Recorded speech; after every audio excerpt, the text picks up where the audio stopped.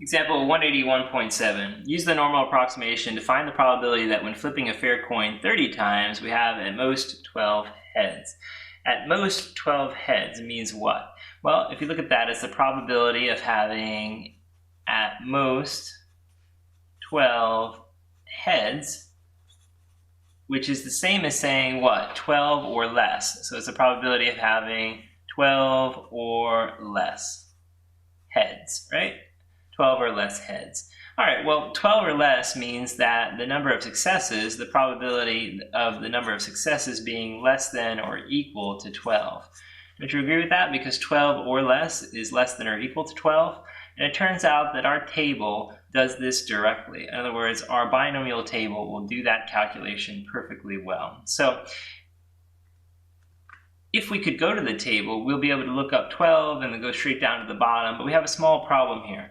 When we look at it, we see that it's 30 times that we're flipping the coin. When I go to the table, I'm not going to find n equals 30. That's the only downside to this problem, because n equals 30 is too large. The table only has up to 25 typically, so we're kind of in trouble then. We're not going to be able to do this one on the table. And it's more than this scenario that comes up where we can't use the table. Sometimes, the n is fine. It's something we have, like maybe the n is 25. Well, that would work. We could do the table. But what if the probability isn't a nice round number like 0.5 or 0.6 or 0.7? The table doesn't have things like 0.67, So if the probability isn't exactly like 0.5 or 0.3 or 0.2, we also can't use the table. So we're going to need another technique. And in this case, the technique is called the normal approximation. To do the normal approximation, you basically use the bell curve like we did way back in your first stats course or your first experience with statistics. So we'll draw a bell curve. And what we're going to do when we do the approximation is we're going to come up with the mean and standard deviation using the binomial formula, or the binomial idea for mean and standard deviation. So let's try to remember that. The mean is just n times p, and the standard deviation is just the square root of npq, where q is the complement of p. So what's n and p here? Well, n, if you look at the problem here, is 30. So it's 30 flips of a fair coin. And if it's a fair coin, what's the probability that you get heads? That's what we're looking for, the probability of a success. In this case, the probability of a success is the probability of heads. And on a fair coin, that's just 0.5. And if you do that, of course, you're going to get 15 as your result. Okay, so the mean is 15. Let's create two number lines here, a z number line and an x number line. The x number line is going to occur at 15 on average. What that means is that the number of successes out of 30 flips will usually be 15 if a success is the number of heads. And then we're going to do the standard deviation. So the standard deviation is just the same calculation with an extra value multiplied by it. So 30 times 0.5, that's your n and your p. What's q? Well, q is the leftover probability. If half the time you have heads, the other half the time, right, you have tails. So they always have to add up these two numbers to 1, or in other words, if you have 50% for p, it's got to be 50% for q. If it was 30 for p, it'd be 70 for q, that sort of thing. And then you take the square root. So let's see what that is. Basically, we'll be doing the square root of 7.5, because half of 15 is 7.5. So in other words, you're going to do 30 times 0.5 times 0.5 under the square root. And when you do that, you end up with approximately 2.739, let's say. Just to 3 decimal places, that should be fine. Okay, so you have your standard deviation. That standard deviation is 2.739. 2.739. All right, now finally, let's go ahead and, now that we have the mean and standard deviation, treat this like it is as if it was a normal bell curve problem. And what that means is we're going to try to find the probability that x is less than or equal to 12. Well, 12 on this x-axis would be to the left of 15, because 15 is in the middle. 12 on the number line would be to the left. And we're looking for the probability that something is less than or equal to 12, so we're going to shade all the way to the left, right? So we'd be looking for this area. And normally we would convert this to a z-score, go to our z-table, look it up, get the area, etc.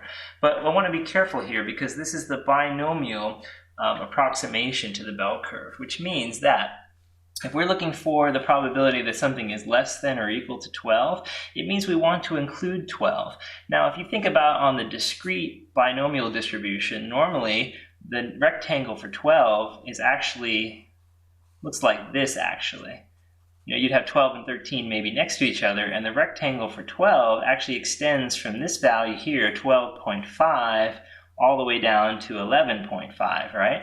So in other words, if we were trying to pick up all of the rectangle of 12, if we start right at 12, we're only going to be getting half of the rectangle for 12. So if we want to include 12 like we do here, we really should start at 12.5 so we get all of the rectangle for 12. We didn't have to worry about that when it was continuous, but for discrete distributions we do. So in other words, we're not going to use 12, we're going to cross that out and use 12.5. That is called continuity correction. So we add a little 0.5 so that you make sure that you're actually starting just a little bit before 12, so when you sweep to the left, you get everything you want. So that's something you want to remember. If we're sweeping to the right, we'd start a little before on this side, so we'd subtract 0.5. If we're going to the left, we'll add 0.5. That's kind of the logic of it. Whatever you're trying to do, just think of the rectangle and think, do I want to include 12 or not? If I want to include 12, I got to start back here, so as I move to the left, I get all of 12 with that. All right, so now that I have the right x value, I can now finally convert it into a z-score. It'll be 12.5 minus the mean, which is 15, over the standard deviation, which is 2.739. If you're wondering where that formula is coming from, remember the z formula that we learned back in Stats 1. That formula was z equals to x minus the mean over sigma, right? So I've just used this formula over here, right? Where x value I want to convert is 12.5, the mean is 15, the standard deviation is 2.739. Okay. Let's work that out and see what we get. So 12.5 minus 15, and then divide that by 2.739. And when you're done, you get roughly negative 0.91. That is your z-score. So we're going to look this z-score up on the chart. It's going to give me the area from here to here on our z-table. That's not the area we want, and we'll come back from the table and figure out what we want after we get the number from the table. The table is going to give us this area. That's not what we're looking for, but we'll be able to use that to get what we want. So let's go to our table and look up minus 0.91. Okay, so we're looking up negative 0.91. Of course, we don't have negatives on this table, but we do have 0.9. That's all we need to look up. 0.91 is 0.90. 0.91 is in this column here. 0.91 gives us 0.3186. Okay, so we found the value 0.3186. That was the number we found on our z-chart. Now that's not the number we're actually looking for though. We want the area in the tail beyond that. So what I want to make sure I do then is to figure out how to get this area here. Well, it's very simple. Half of the curve has 50% of the area. So we're going to say, hey look, the whole half of the curve is 50%. If I subtract off the 0.3186, I'll be left off with the area that I actually want, or the area I need to get. All right, so do a little old school borrowing here just to come up with our area. 10 take away 6 is 4, 9 take away 8 is 1, 9 take away 1 is 8, and 4 take away 3 is 1. The answer is 1814. So 1814, and that's the probability ultimately. The probability that we have less than or equal to 12 heads out of 30 flips is approximately 18.14%. And that's the solution. Real quick to finish this problem, I just want to show you what would actually happen if you used a true binomial distribution for this problem. I've written a program that will do this for us here.